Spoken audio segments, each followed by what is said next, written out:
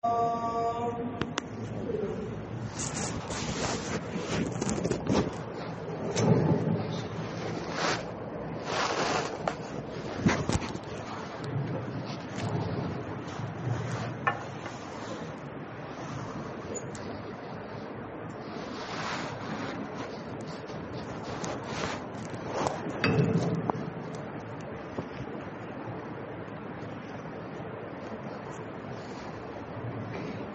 الحمد لله نحمده ونستعينه ونستغفره ونؤمن به ونتوكل عليه ونعوذ بالله من شرور أنفسنا ومن سيئات أعمالنا من يهده الله فلا مضل له ومن يضلل فلا هادي له وأشهد أن لا إله إلا الله وحده لا شريك له وأشهد أن محمدًا عبده ورسوله أما بعد قال الله عز وجل في كلامه المجيد والفرقان الحميد أعوذ بالله من الشيطان الرجيم بسم الله الرحمن الرحيم يا أيها الناس اتقوا ربكم الذي خلقكم من نفس واحدة وخلق منها زوجها وبث منهما رجالا كثيرا ونساء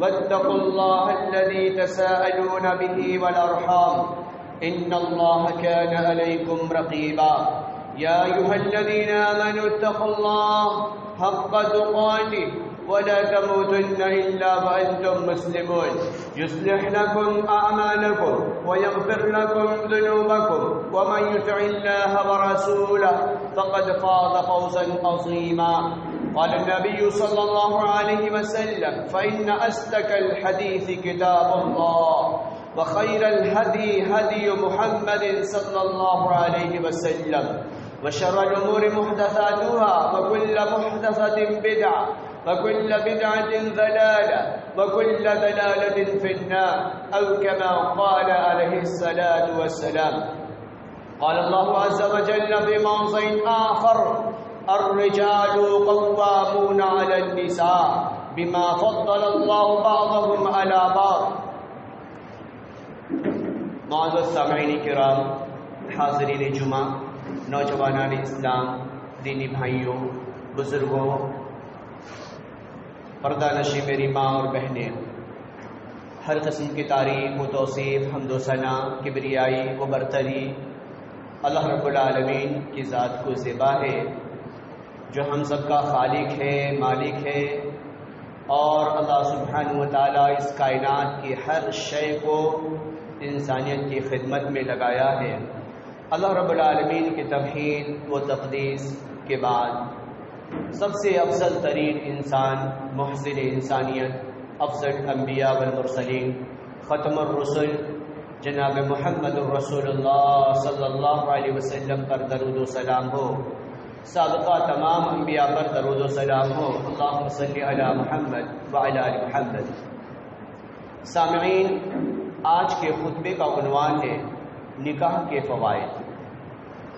اللہ رب العالمین نے قرآن کی آیات اور احادیث سے ہمیں باخبر کیا ہے، اور اللہ رب العالمین نے انسان کو زندگی گزارنے کا سلیقہ بتانے کے لیے نبی اکرم صلی اللہ علیہ وسلم کو مبعوث فرمایا ہے۔ اور یہ صرف محمد الرسول اللہ صلی اللہ علیہ وسلم کی سنت نہیں، بلکہ آپ سے پہلے بھی جتنی نبی آئے سب نے نکاح کیا، سب نے شادی شدہ زندگی گزاری، اور اکثر و بیشتر کے آل و اولاد بھی تھے۔ اللہ رب العالمین نے قرآن کے اندر اللہ سبحانہ و تعالیٰ نے کہا وَخَلَقْنَاكُمْ أَزْوَاجًا، کہ ہم نے انسان کو جوڑا جوڑا بنایا ہے، انسان کو ہم نے جوڑا جوڑا بنایا ہے۔ دوسری جگہ اللہ رب العالمین کہہ رہا أَزْوَاجًا لِتَسْكُنُوا، جب تم تھک ہار کے اپنے گھر پہنچو، اپنے بچے اور بیوی کے پاس رجوع کرو، أَزْوَاجًا لِتَسْكُنُوا، تو یہ تیری سکون کے لیے، تیری سکون کا ذریعہ ہے، تیرے ساتھ ہمدردی کا ذریعہ ہے، اور تیری انرجی کے مینٹیننس کا بہترین اللہ رب العالمین نے یہ نظام بنایا ہے کہ انسان جب تھک کر چور ہو جاتا ہے اور بدن تھکن محسوس کرتا ہے اور پھر وہ جب اپنے گھر کی طرف لوٹتا ہے، اپنے اہل و عیال کو محبت بھری نظروں سے دیکھتا ہے اور شاباشی کرتا ہے، تو ایسے وقت میں اللہ رب العالمین پھر صبح جب نمودار کرتا ہے تو وہ بندہ تازگی محسوس کرتا ہے۔ اللہ کا قرآن کہہ رہا ہے کہ ازواجا لتسکنوا، دوسری جگہ اللہ رب العالمین نے کہا الرجال قوامون علی النساء، سورہ نساء کی آیت نمبر 34 میں اللہ رب العالمین کہہ رہا ہے کہ الرجال قوامون علی النساء، کہ ہم نے مردوں کو حاکم بنایا ہے عورتوں پر۔ مرد کی حیثیت قوام کی ہے، مرد کی حیثیت سردار کی ہے، مرد کی یہ ذمہ داری بنتی ہے کہ وہ اپنے گھریلو زندگی میں اپنی بیوی بچوں کا خیال رکھے، اپنی بیوی بچوں کا خیال رکھے، ان کے لیے کھانے پینے کا انتظام کریں، ان کے رہنے کا انتظام کریں، ان کے جسموں پر لباس سجانے کا انتظام کریں۔ یہ مرد کی ذمہ داری ہے۔ اللہ رب العالمین کا قرآن کہتا ہے الرجال قوامون علی النساء، کہ ہم نے مردوں کو عورتوں پر سرداری بخشی ہے۔ لیکن آج کے موجودہ وقت میں اس آیت کا جغرافیہ بدل دیا گیا، اس کے ترجمے الٹے کر دیے گئے۔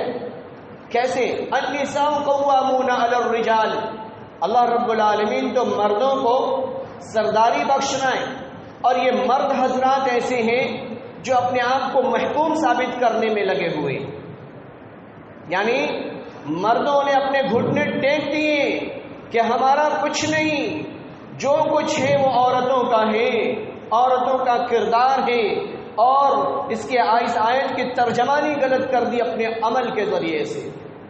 کیسے؟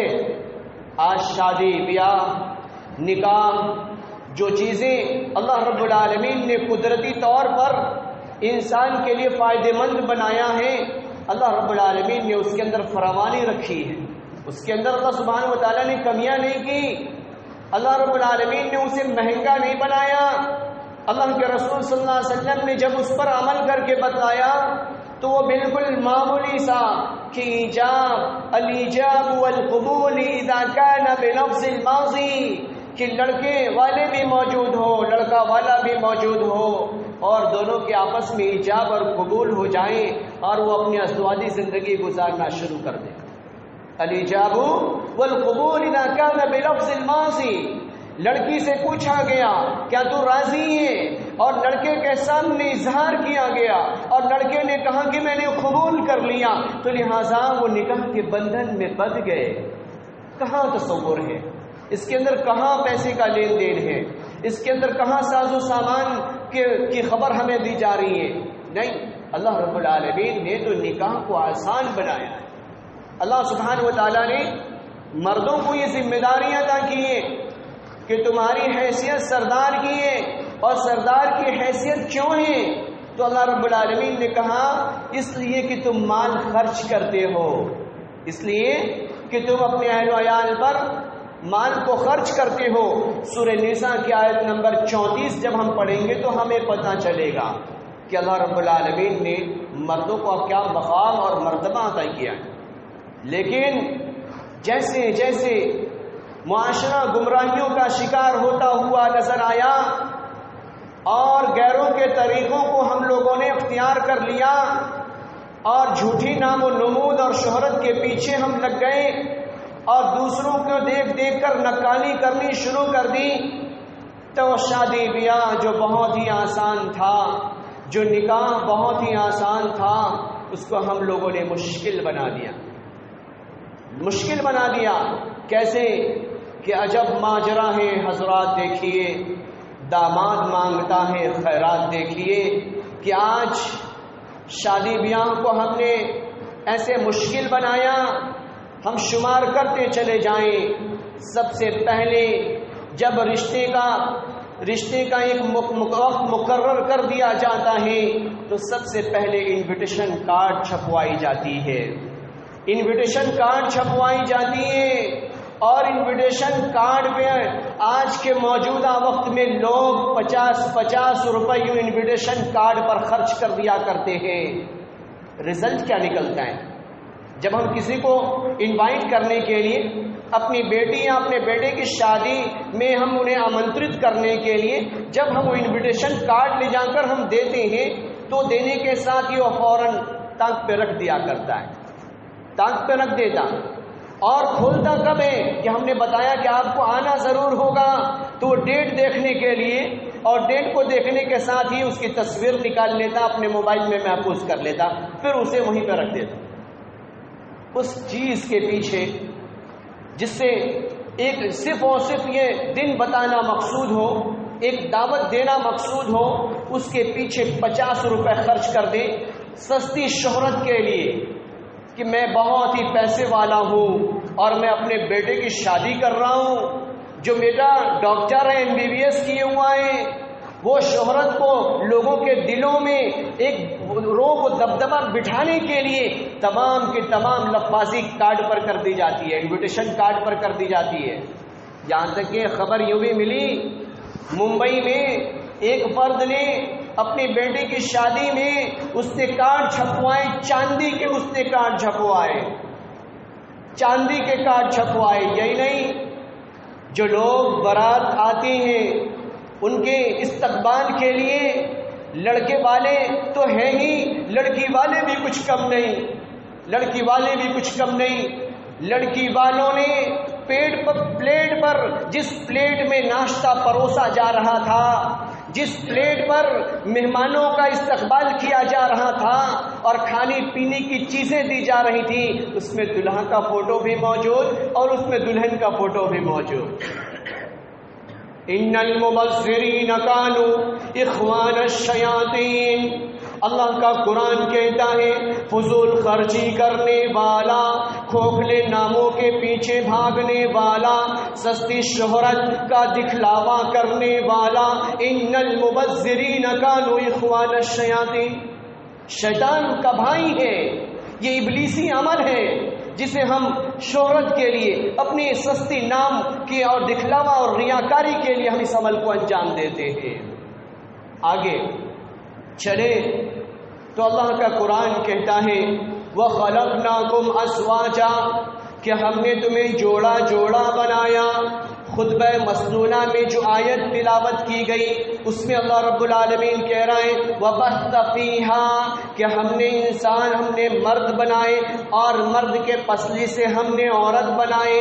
کیوں بنائے؟ تو اللہ رب العالمین خود کہہ رہے ہیں تاکہ انسان پھیلے، انسان کی نشر و اشاعت ہو، انسان اس زمین پر پھیل جائے۔ اور پھیلنے کا رزلٹ کیا نکلنے والا ہے؟ تو اللہ کے رسول صلی اللہ علیہ وسلم کہہ رہے ہیں کہ کثرت الامم، کہ میں جب فائنل آور میں پہنچ جاؤں اور انسانیت کا ہجوم ہو تو ایسے وقت میں اپنی امتیوں کو دیکھ کر رش کروں کہ ہائے ان کی کیا ہی تعداد ہے۔ لیکن آج سب الٹا ہو رہا ہے، ساری چیزیں چینجنگ کر دی گئی۔ آج کل شادی بیاہ کو مہنگا بنا دیا گیا، نکاح جو بہت ہی سرل اور آسان تھا اسے مشکل بنا دیا گیا۔ یہی نکاح تھا نبی اکرم صلی اللہ علیہ وسلم نے حضرت صفیہ سے جب نکاح کیا تو آپ نے ولیمہ کیا، ولیمہ کرنے کے لیے آپ کے پاس کچھ ساز و سامان نہ تھا تو ایسے وقت میں آپ نے ستو پروس دیا، آپ نے کھجور لا کر دسترخوان پہ ڈال دیے۔ آج اگر یہ پتہ چل جائے کہ شادی بیاہ ہے تو ایسے وقت میں لوگ خوشی سے اس کے اندر شرکت کرنا چاہتے ہیں، وہ ہمارے بچے اور بچیوں کے لیے دعا میں شرکت کرنا نہیں چاہتے۔ وہ جو لمبی فہرست ہم نے شادی کے انعقاد سے پہلے لڑکی والوں کو جو ہم نے عطا کیا ہے کہ اس میں قورمہ ہونا چاہیے، بریانی کی الگ الگ ڈشیں ہونی چاہیے، الگ الگ روٹیاں ہونی چاہیے اور طرح طرح کے پکوان ہونے چاہیے. تو لہٰذا یہ بندہ پہلے سے ہی اپنے جیب میں خلال لے کر اس انویٹیشن کا بار بار دیکھتا ہے کہ یہ ڈیٹ کب دیکھنے کو ملے گا, یہ دن دیکھنے کو کب ملے گا, تاکہ میں شامل ہوں اور شامل ہونے کے بعد اس پکوان سے فائدہ اٹھاؤں اور فائدہ اٹھانے کے بعد میں ہم مذاق پہ اڑائیں.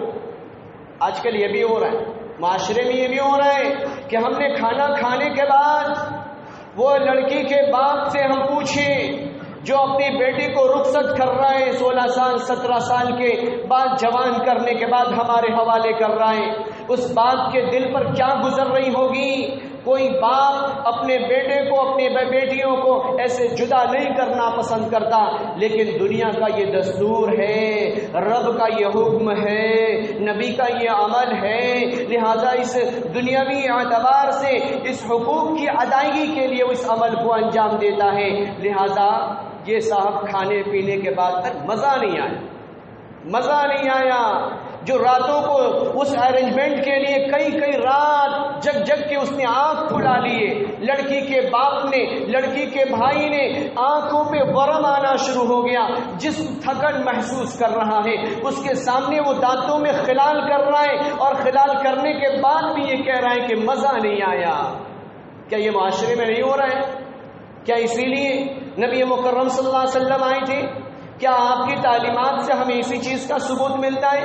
ہم نے کون سے ماڈرن ریلیجن کو ہم نے فالو کرنا شروع کر دیا؟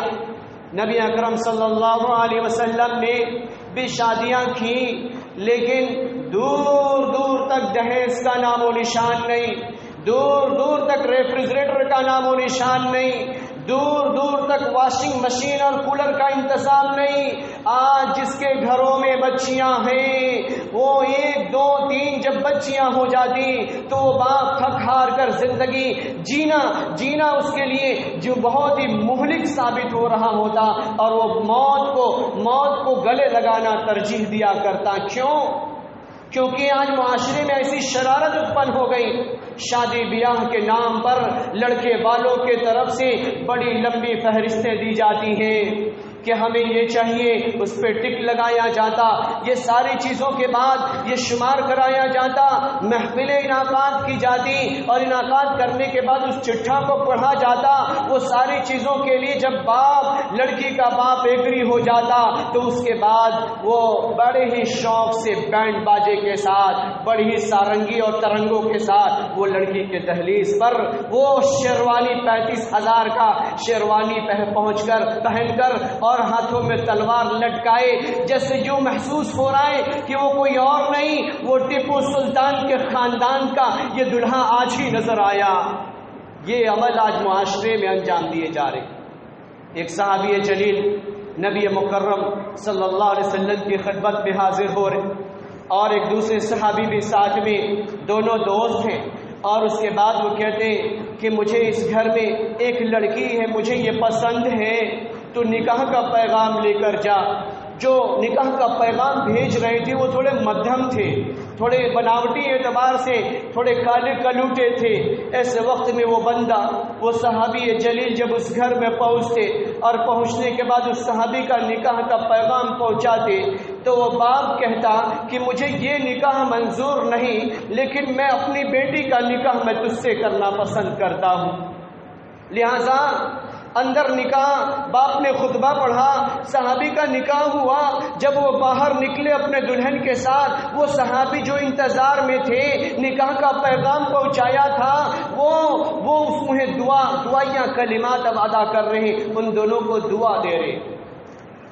کیا اس کے اندر ڈیمانڈ کی کوئی نوعیت نظر آ رہی ہے؟ کیا اس کے اندر بہت ہی عمدہ لباس کا تذکرہ مل رہا ہے؟ کیا انہیں اچھے پکوان کا تذکرہ ہے؟ کیا اس کے اندر بے شمار جو دنیا کی چیزیں ہیں, جو دنیا کی چیزوں کا مطالبہ کیا جاتا ہے لڑکی کے والدین سے, تو یقیناً یہ دوہرا رخ ہے.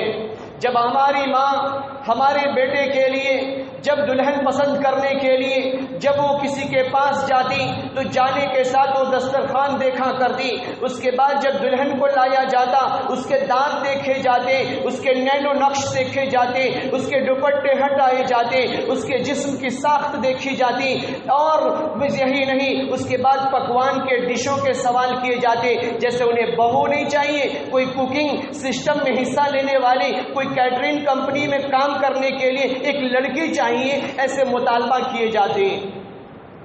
یہ ہماری ماؤں کا کردار ہے، یہ ہماری بہنوں کا کردار ہے، عمل ہے، اور اس عمل کو انجام دیا جاتا ہے، اور طرح طرح کے کھوکھلے سوالات کیے جاتے ہیں۔ اور آج کل نوجوان کون سے حربے کو استعمال کرتے؟ کچھ نہیں لینا، ہمیں دیندار لڑکی چاہیے، سسر جی کو دیندار بہو چاہیے۔ یہ صرف گیم ہے، صرف اور صرف گیم ہے۔ اس گھر کے اندر انٹر ہونے کا ایک سسٹم ہم لوگوں نے بنا رکھا ہے کہ دیندار چاہیے، لیکن دیندار کو جب اس کے گھر کے اندر اچھے چھت نہیں ہوتے، اچھا صوفہ اور قالین نہیں ہوتا، ہم نیگلیکٹ کر دیتے، رد کر دیتے، صرف اس وجہ سے کہ وہ فقیری کا شکار ہے، صرف غربت کا شکار ہے۔ اور ہم نے کانڈ کیا کھیلے تھے؟ ہمیں دیندار بہو چاہیے تھی، حالانکہ وہ عالمہ ہے، وہ فاضلہ ہے، نماز کی پابند ہے، اچھی دیندار ہے، لیکن پھر بھی جس مقصد کے تحت وہ بندہ گھسا تھا وہ اس کا ارادہ تو کچھ اور تھا، وہ زبان سے ادا کر رہا ہے دیندار، لیکن اسے دیندار نہیں، دیندار کے راستے سے اسے دیندار چاہیے تھا، اسے فریج چاہیے تھا، اسے واشنگ مشین چاہیے تھا، اسے بینک بیلنس چاہیے تھا، بہو نوکری کرتی ہوئی چاہیے تھا۔ لہٰذا یہ سارے کوالٹی اس بچی کے اندر نہیں رہتا تو فوراً ایک راستے کو چھوڑ کے دوسرے راستے کو اختیار کر لیتا۔ آج کل کیا یہ معاشرے میں ہو رہا ہے یا نہیں ہو رہا ہے؟ یہ ساری چیزیں آج معاشرے میں ہوتی ہوئی نظر آ رہی ہیں۔ اللہ رب العالمین نے مردوں کو قوام کی حیثیت مقرر کی ہے، اور اللہ رب العالمین نے مردوں کو سردار بنایا ہے، اسی وجہ سے کہ مرد کی ذمہ داری بنتی ہے کہ وہ کمائے، اور کمانے کے بعد اپنے گھر میں اپنی بیوی کا انتظام کرے، اپنے بچوں کا انتظام کرے۔ عورت کی یہ ذمہ داری نہیں، لیکن آج ہم لوگوں نے عورت کو اے ٹی ایم کارڈ سمجھ رکھا ہے، اور ہم نے دوسروں کے بچیوں کو اے ٹی ایم کارڈ سمجھ رکھا ہے۔ اگر ہمیں یہ معلوم ہو جاتا کہ اگر لڑکی نوکری میں ہے تو فوراً کہتے ہمیں تو کچھ نہیں چاہیے، ہمیں تو دیندار بہو چاہیے، اس لیے کہ اس کو نظر آ رہا ہے کہ آج ہم 2-3 لاکھ روپے لے لیں گے تو یہ 35,000 کا جو ماہانہ لانے والی اے ٹی ایم مشین ہے وہ ہمیں مسلسل ملتا رہے گا، ہمیں مسلسل ملتا رہے گا۔ لہذا دین کا ایک گیم کھیلا جاتا ہے دین کا نام لے کر، اور اس کے بعد کیا ہوتا ہے؟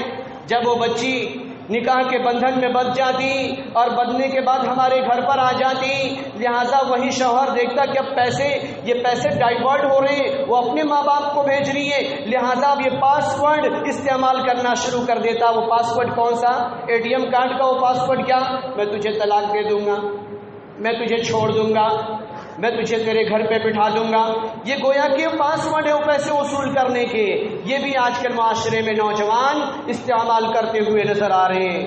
یہ کون سا ریلیجن ہم نے اختیار کر لیا؟ کون سا دین ہم نے اختیار کر لیا؟ نبی مکرم صلی اللہ علیہ وسلم اپنی بیٹی کا نکاح حضرت علی رضی اللہ تعالیٰ عنہ سے کرتے۔ حضرت علی رضی اللہ تعالیٰ عنہ کے پاس کچھ بھی نہیں تھا، حضرت علی رضی اللہ تعالیٰ عنہ کے پاس ایک فوجی کھود موجود تھا، لہذا اس کھود کو لے کر حضرت عثمان رضی اللہ تعالیٰ عنہ کے پاس پہنچے، اور پہنچنے کے بعد اس کھود کے لیے کھود کی قیمت حضرت عثمان رضی اللہ تعالیٰ عنہ نے 400 درہم لگائے۔ کیوں؟ تاکہ حضرت علی کے لیے کچھ انتظام ہو جائے، کچھ بستر کا انتظام ہو جائے، کچھ کھانے پینے کا انتظام ہو جائے، کچھ نان و نفقہ کا انتظام ہو جائے۔ لہذا خدمت کے طور پہ حضرت عثمان رضی اللہ تعالیٰ عنہ نے اس معمولی سے خود کی یہ قیمت لگا دی۔ اس کے بعد نبی اکرم صلی اللہ علیہ وسلم نے ام ایمن کو بلایا۔ ام ایمن کو بلانے کے بعد حضرت فاطمہ الزہرا رضی اللہ عنہا کو حضرت ام ایمن کے ساتھ لگایا۔ ام ایمن حضرت فاطمہ کو لی، اور لینے کے بعد حضرت علی رضی اللہ تعالیٰ عنہ کی خدمت میں پیش کر دیا۔ دور دراز تک پیسے کا نام و نشان نہیں۔ آج کل جتنے رشتے خراب ہوتے ہوئے نظر آ رہے ہیں، آج کل نوجوانوں کا مائنڈ جو ڈائیورٹ ہوتا ہوا نظر آ رہا ہے، اس کی وجہ خاص یہ ہے کہ ہم نے نکاح کو مشکل بنا دیا ہے۔ اللہ کا قرآن کہتا ہے، نبی علیہ الصلوۃ والسلام کا فرمان کہتا ہے، صحیح البخاری کی روایت ہے، راوی حدیث ابو ہریرہ ہے، وہ کہتے ہیں کہ جب لڑکا کے لائق لڑکی مل جائے اور لڑکی کے لائق جب لڑکا مل جائے تو نکاح میں دیر نہ کرو۔ آج بڑی بڑی ڈگریوں کے نام پر، بڑی بڑی ڈگریوں کے نام پر بچیاں گھروں میں بوڑھی ہوتی ہوئی نظر آ رہی ہیں، اور نوجوان ڈیمانڈ کے نام پر وہ ان کے والدین پیسے وصول کرنے کے چکر میں وہ اپنے نوجوان بچے کو نکاح جیسے محبوب بندھن میں وہ باندھنے کے لیے تیار نہیں ہوتے۔ اس کا رزلٹ یہ نکلتا ہے کہ وہ غلط راستے کا شکار ہو جاتا ہے۔ وہ بچہ جب کسی دلی کے اندر، ممبئی کے اندر، بڑے بڑے مہانگروں میں جب وہ جاب کی غرض سے وہاں پہ پہنچتا ہے، وہ اپنے روم کو لیتا ہے اور روم لینے کے بعد وہ تنہائی میں زندگی گزارتا ہے۔ جب تنہائی میں زندگی گزارتا، اس کا جینا دشوار ہو رہا ہوتا، اس کا جسم کے اندر وہ خواہشات پیدا ہوتی، لہذا وہ کال گرل کو بلا لیا کرتا ہے۔ آج کل معاشرے میں یہ بھی ہو رہا ہے، یہ بھی ہو رہا ہے۔ ہم نے نکاح کو جو مشکل بنا دیا، ہم نے جو نکاح کو مشکل بنا دیا، نبی اکرم صلی اللہ علیہ وسلم نے کہا کہ جب نکاح کو مشکل بنا دیا جائے گا، زناکاریوں کے راستے کھول دیے جائیں گے، تھیٹروں کے راستے کھول دیے جائیں گے، ہمارے بچے، ہماری بچیاں بے رحمی کا شکار ہوں گی۔ صرف اور صرف یہی نہیں بلکہ آج زناکاریاں اتنی عام ہوتی ہوئی نظر آ رہی ہیں۔ ایک اچھا خاصا گھرانہ، اچھا خاصا انسان، اسے خبر بھی نہیں، وہ باپ ہے اسے خبر بھی نہیں، اور بچے اس گناہ کے اندر ملوث ہو رہے۔ کیوں ہو رہے؟ کیونکہ ہم نے نکاح کو مشکل بنا دیا، کیونکہ ہم نے نکاح کو مشکل بنا دیا۔ نکاح کو ہم آسان بنائیں، نکاح کو آسان بنائیں۔ مرد کی یہ ذمہ داری بنتی ہے کہ وہ پورے بوجھ کو برداشت کرے، کیونکہ نبی اکرم صلی اللہ علیہ وسلم نے کہا، نبی اکرم صلی اللہ علیہ وسلم کا فرمان موجود ہے کہ جب تم قال النبی صلی اللہ علیہ وسلم یا معاشر الشباب، اے نوجوانوں، نبی اکرم صلی اللہ علیہ وسلم کہہ رہے یا معاشر الشباب، اے نوجوانوں، قال منکم البعد فلیتزوج، اگر تو استطاعت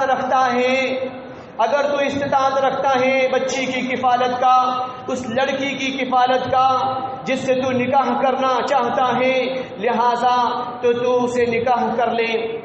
جب تو نکاح کر لے گا تو اس سے کیا ہے، غض البصر، نگاہیں پست ہو جائیں گی۔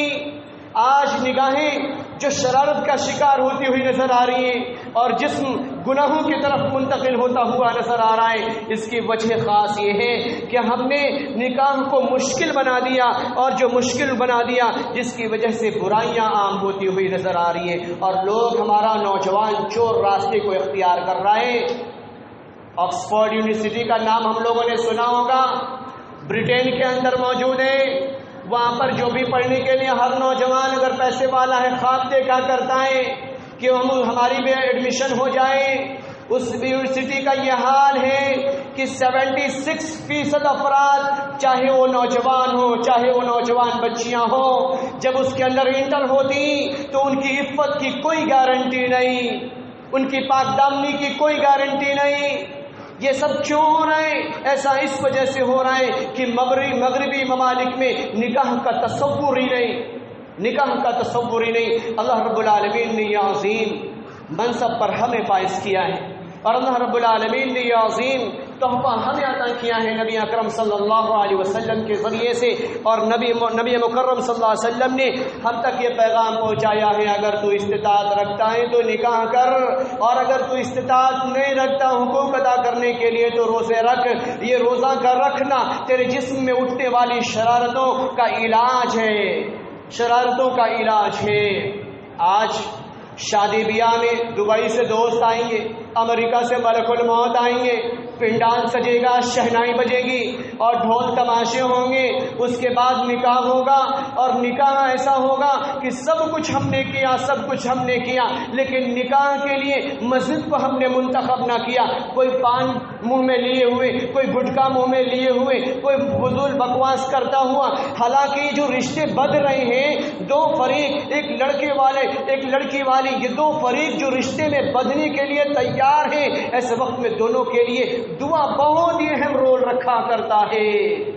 چاہیے تو یہ تھا کہ نکاح مسجد میں کی جائے اور ہر ایک کی زبان پر ان دونوں جوڑوں کے لیے نسل کی بڑھوتری کے لیے دعائیاں کلمات ہوں، لیکن نہیں، ہمیں تو بریانیوں کی خوشبو ہمارے ناک تک پہنچنی چاہیے۔